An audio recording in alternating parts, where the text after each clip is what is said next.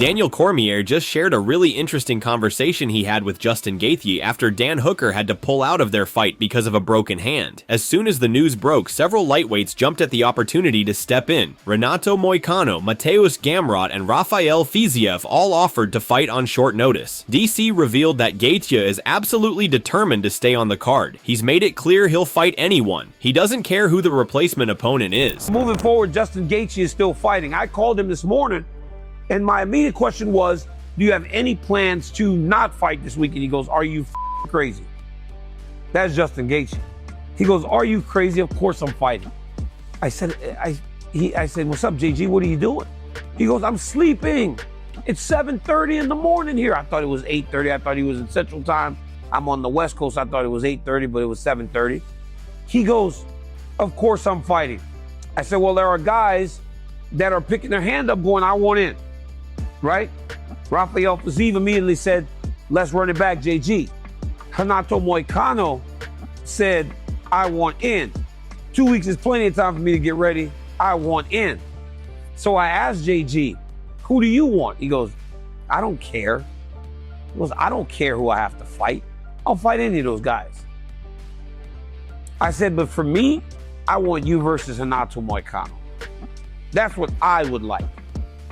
I think that's a fun fight. And I think that that fight looks more to people like the fight against Dan Hooker, what we were all expecting. Alright, let's get into some fight announcements. Christian Rodriguez versus Melquizael Costa is now set for UFC Mexico on March 29th. Both fighters are making incredibly quick turnarounds. Rodriguez just defeated Austin Lingo by unanimous decision last month, while Costa secured an impressive first-round submission win over Andre Fili at UFC Seattle just days ago. Junior Tafa is set to face Don'Tale Mayes at UFC Saudi Arabia on May 3rd. Tafa enters the battle following a second-round TKO victory over Carl Williams in October. Meanwhile, Mayes is looking to snap a two-fight losing streak, with his most recent defeat coming via unanimous decision against Navid Basharat in December.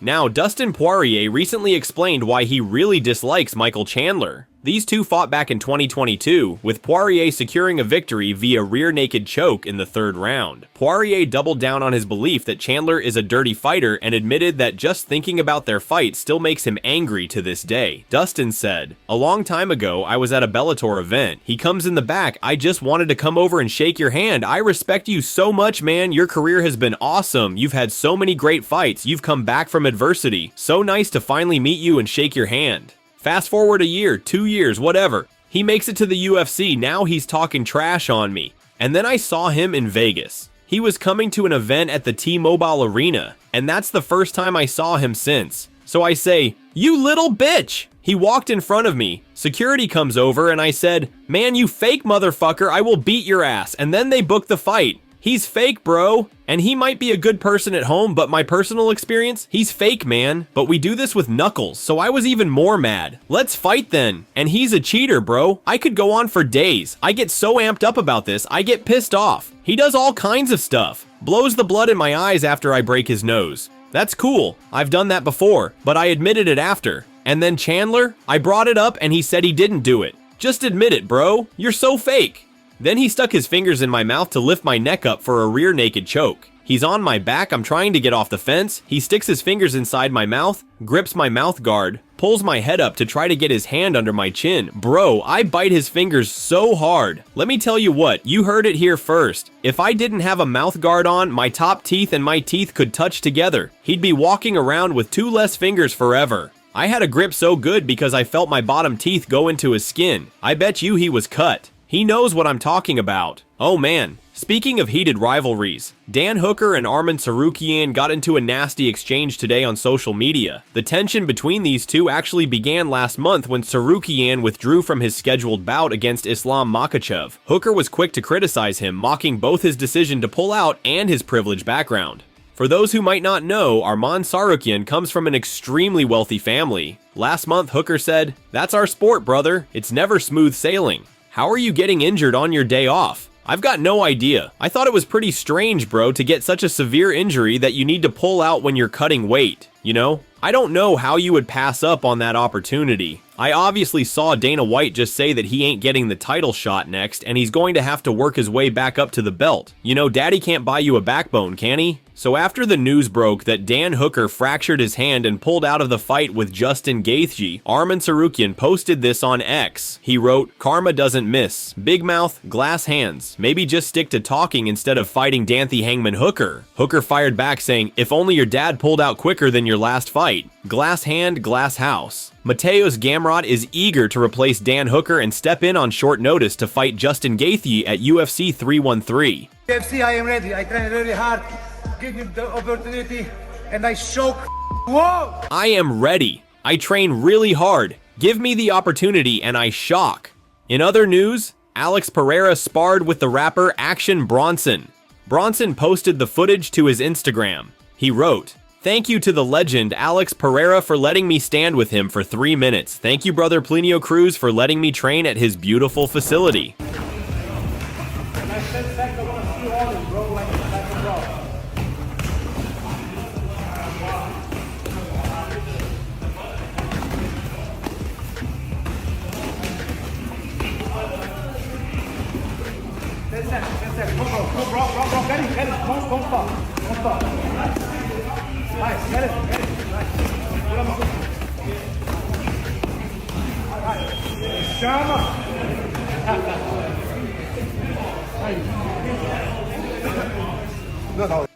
The UFC hosted a press conference for UFC 315 today where Bilal Muhammad confidently stated that he's not concerned about Jack Della Maddalena's striking. He claimed he plans to beat him and make it look as easy as his win over Leon Edwards. In response, JDM fired back, reminding Bilal that while he may have controlled most of the fight, the final 3 seconds saw Leon on top, ground and pounding him. Be able to be standing? No. Will he be able to be keeping up with my boxing? I have the best striker in the welterweight division. I'm the best grappler. I'm the best wrestler. I'm the best fighter. You've seen it. Leon Edwards, he was the next one up. He was the GOAT. He knocked out Kamaru Usman, and I made it look easy. I'm going to make it look easy May 10th. People are just going to keep doubting me, and I'm just going to keep breaking those barriers. I'm going to keep showing you guys I'm the best fighter in the world. He's coming out of the kiddie pool, and he's going straight into the deep end of the ocean. This is going to be a bad night for him. And you guys are going to see it May 10th. Easy up until the last 30 seconds, and then it wasn't so easy, but we'll see what happens. Henry Cejudo stands by his decision to inform officials that he was seeing double at UFC Seattle, which led to the fight being stopped and Song Yadong winning via technical decision. Cejudo stated that he has no regrets, emphasizing that he would rather take a loss than risk a knockout. He acknowledged that if he had chosen to continue, a knockout was a very real possibility. But honestly, Kamaru, I don't regret my decision. I don't regret my decision of even though it's going to be counted as a loss in my record. I don't, because I wanted to give myself that shot, dude. So even when there's that minute and 16 seconds, I was like, hey man, I'm gonna ride this thing out, and then I'm gonna get another minute, and then hopefully everything comes back, and then I'm gonna go straight Marlon Moraes style on this dude in the 4th and 5th round. Because then I would know that one of those 3 rounds, obviously because I ran, that round was his, but I had to. And I would have to really man up on the 4th and 5th round, and I knew that. That's a competitor in me, and I was really calm and relaxed, dude. Like it's not like I could have acted out. I couldn't really use my acting skills, but that wasn't the point. You know, the point was for me to be composed, and go back out there and try to win the fight. But when I knew that I gave this dude a 5-minute break, and the fact that he was coming back, I'm just like, dude. And then I'm seeing double of Song, dude. It just wasn't going to be fair to me, dude. So I'm just like, dude, I'm not. I can take an L, dude. I'm not going to take a knockout. Yeah. I can't see. Well, I mean, or I could see, but I'm seeing too much. I'm seeing too many of him, and that was. It's like think of like when for all you fans who are watching, like think of a computer that when it's glitchy or whatnot. You know what I'm saying? Or you see like 2 screens or whatever. You know what I'm saying? That's kind of how it feels, and it's crazy. It's a crazy feeling, man, to say the least. Michael Chandler has expressed growing doubts about Conor McGregor's return to the UFC. While Chandler had previously remained optimistic about a potential fight between the two, he recently told Ariel Helwani that he would not put money on McGregor making a comeback to the promotion. Ahead of his fight against Paddy Pimblett, Chandler said, "Conor is always a part of my conversations with the UFC, man. His road back to the UFC goes through me. That is the UFC sentiment, and I believe that's his sentiment. My heart of hearts says Conor is coming back at some point, but if I'm a betting man, if I'm using my brain, I wouldn't put money on it, but that's where I'm at today. Right now, I'm focused on a blonde dude from Liverpool. So my heart of hearts says I'm not sure for sure he has to come back to his first love. Every single thing that he has can be tied back in some way or another to the UFC, the opportunity they gave him. Does he want this legacy to be, my last fight, I broke my leg and touted the greatest comeback in combat sports history, fooled everybody for a couple of years, and then signed on the dotted line to fight Michael Chandler and then pulled out of the fight? But if I was a betting man, I ain't putting money on him fighting again." Sean Brady previews his upcoming fight against Leon Edwards at UFC London. Leon was originally scheduled to face Jack Della Maddalena, but JDM will now challenge Belal Muhammad for the welterweight title at UFC 315. Brady's only professional loss came via TKO against Belal in 2022. Given their similar fighting styles, he plans to implement a strategy similar to Belal's, who recently defeated Leon by unanimous decision this past July. Belal's your one loss, my bad. Yes, but if you go look at that and the way he fought him, that's typically the way I fight. So it's definitely a good roadmap.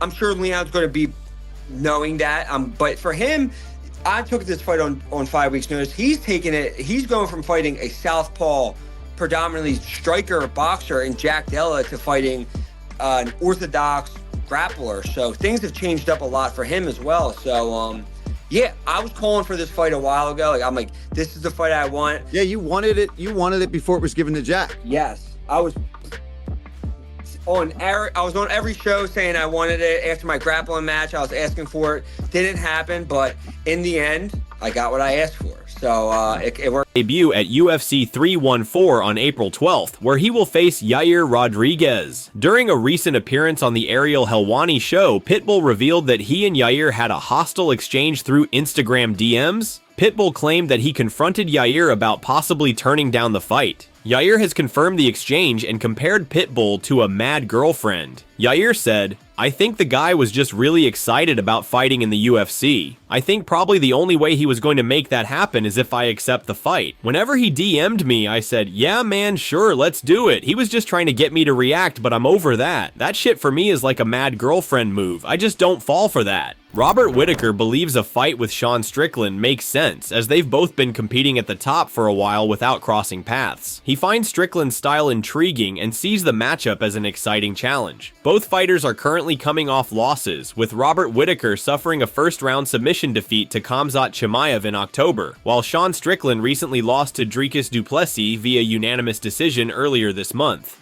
On the On Paper podcast with Anthony Smith, Rob said, "I think Strickland makes a good argument to have.